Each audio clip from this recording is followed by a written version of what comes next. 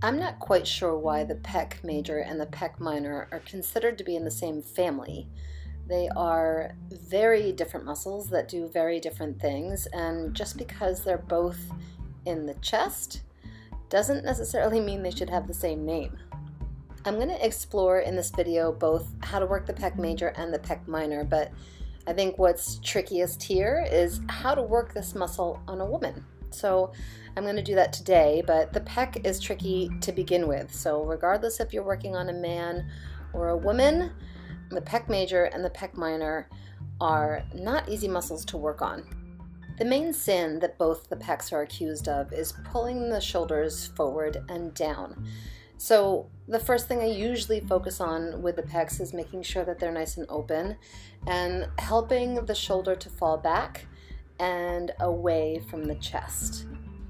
With this first technique, I'm simply drawing lines from the sternum out to the pec major insertion at the humerus, and I'm starting up at the clavicle and then I'm moving down as far as I can that feels comfortable and safe. While I'm up at the more superior aspect of the pec major, I want to make sure that I also focus on the clavicle. So here I'm just taking my finger and my thumb and I'm drawing a line on either side of the clavicle and giving it a slight vibration as I go down, shaking it loose from all the connective tissue that surrounds it, and then goes on to really grip onto the pec major. As a rule of thumb in general, even though I'm working on one side of the body, I like to occasionally bring my focus back to the bilateral aspect of being human. So I'm just kind of stretching across the entire chest here, pulling away from the sternum and opening up both pecs.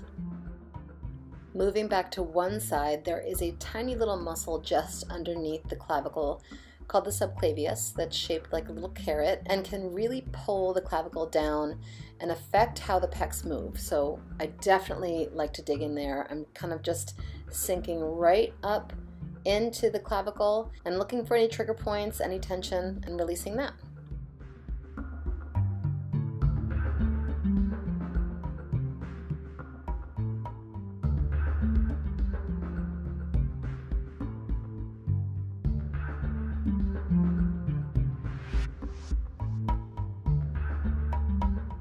Before I move on to do any more work down into the pecs, I want to kind of grab the whole shoulder and give it some nice compression. Hypertension in the pecs can often be the root of those knots that we so commonly find in the rhomboids and the upper traps and the levator scapula, so I just kind of like to bring it all into focus and make it feel connected. Still focusing on the pec major here, I'm bringing the arm up so that the insertion point is lengthened out and all those fibers are starting to get a little more stretched.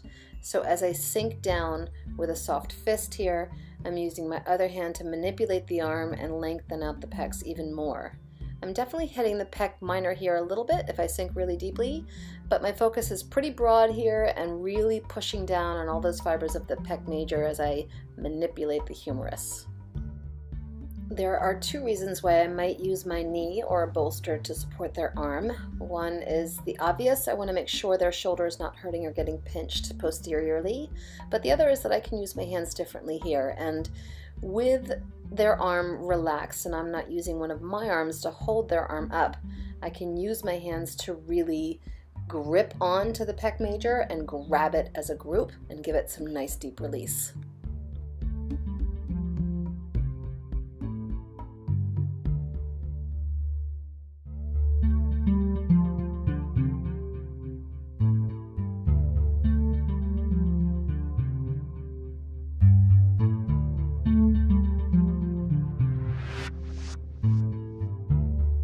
It's really important to make sure that if you want to start working down into the deep muscles, the more superficial muscles have been softened up and you can work through them as opposed to fighting them. Once I feel like I've sufficiently eased the pec major, I want to start to sink into the pec minor. And what I'm doing here, I'm making sure that my client's arm is positioned in such a way that the elbow is coming out, and as I sink down, I'm pinching through the pec major and I'm really focusing on that tiny little muscle that runs from superior to inferior down next to the rib cage and giving it some nice deep work.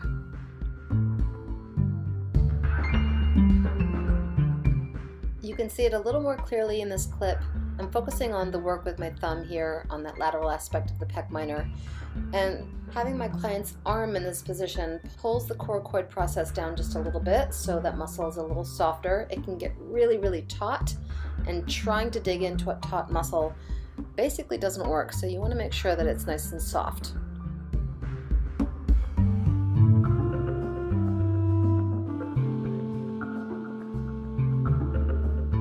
Trigger points can hide in the funniest places, so one of the things that I'm always sure to do is come at a muscle or a point of interest from every different angle. So in this clip, I'm a little more on top of the pec minor. It's hard to see, but instead of coming from it laterally, I'm coming from it more anteriorly.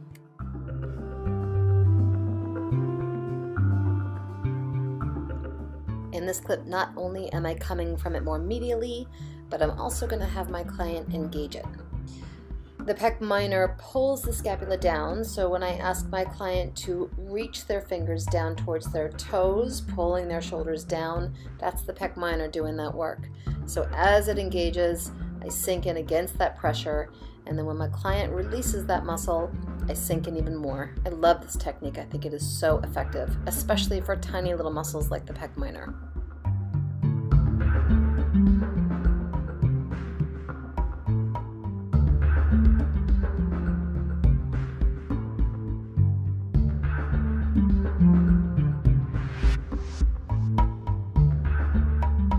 Practicing the same technique on the pec major can be a little bit tricky, but I'm just gonna really focus on lateral flexion of the arm. So as I pick their arm up, and I'm gonna ask them to push their fist in my hand against my resistance, and then when they let go, I gotta really catch their hand so it doesn't feel like it's completely unsupported. And as I drop their hand down to the table, I sink deeply into that pec major.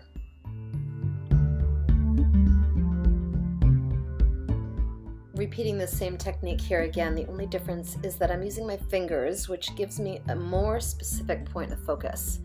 And that just depends on what you feel like your client needs. Anytime you work with the low back or the hips, you've got to pay attention to the sacrum. And the same is true for the chest. Anytime you work with the pec major, you have got to pay attention to the sternum. Right here, I'm focusing on the sternum directly and trying to loosen up a lot of that connective tissue that crosses right over the sternum and connects the left to the right pec. As I get more detailed with the work around the sternum and all the attachment points and moving more inferiorly, it's really important for my client to feel safe. And with a woman, I feel like it's a good idea to have them help themselves to feel that way. So here I'm just having her pull down the sheet just a little bit. It helps her to still feel protected, yet allows me to do the work that I know needs to be done. The origin of the pecs is so broad and flat that I want to make sure that I really do hit all of it. So I've gotten the clavicle, and as I work down the sternum, I'm just making sure that each attachment site is addressed, and I'm keeping my work complete.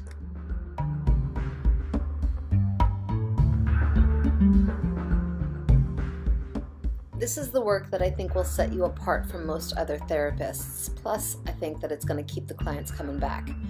Tension in the pecs can definitely cause all that back pain I was talking about before, but it can also be felt all the way down into the side of the body and through the thoracic cavity. So I like to pay attention to the entirety of this muscle. The more inferior parts of the pec major really come down pretty far, and I want to make sure that everything feels connected and everything feels worked.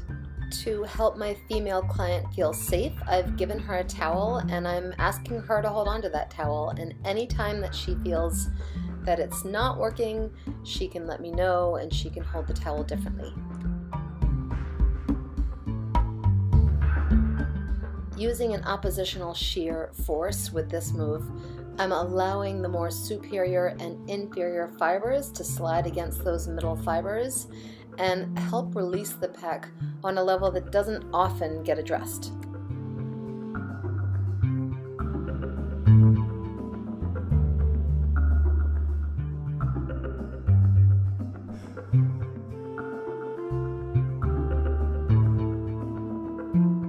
lats, the serratus anterior, the intercostals, and the pec major all work together and sometimes against each other. So as I pull up on all of that thoracic fascia, I'm allowing those muscles to start to work more fluidly and not be so stuck.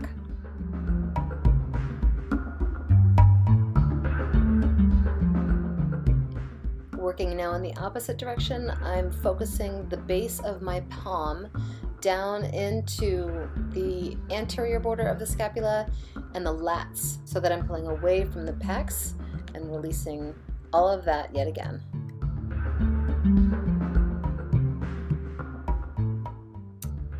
If I feel like this work is well received, I'm going to repeat it and I'm going to sink a little deeper the second time around.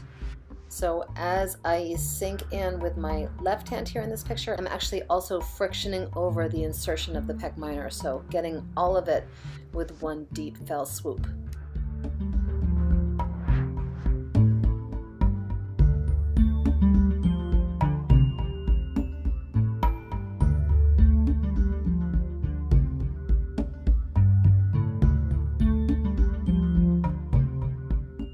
After I've completed all that detailed work, I want to bring it back to the general sense of making everything feel connected. And so with a rolled up towel, I'm going to slide this right under my client's spine, and that pushes her spine up, which in turn pushes her sternum up, which lets the pecs open up in a very natural way. This is something you can even tell your client they can do at home, and it can just be a very gentle stretch that can be so advantageous.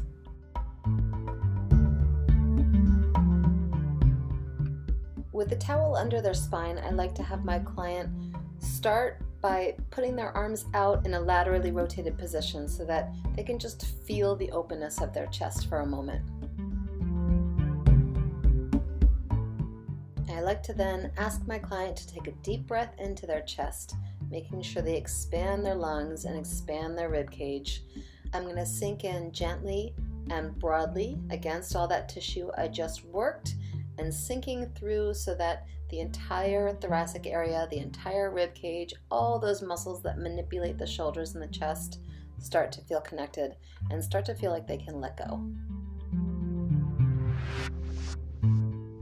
There are some amazing and very cool ways to work on every single muscle in the body, and I would love it if you guys connected with me either in the comments below or on Facebook, on Twitter, on Instagram. Go to my website, leave me a comment, let me know if there's anything you want to see, or share with me anything that you feel like you want to share. I'm happy to share your posts or try to make a video that mimics what you do. I'll give you a big shout out. Thanks so much for watching.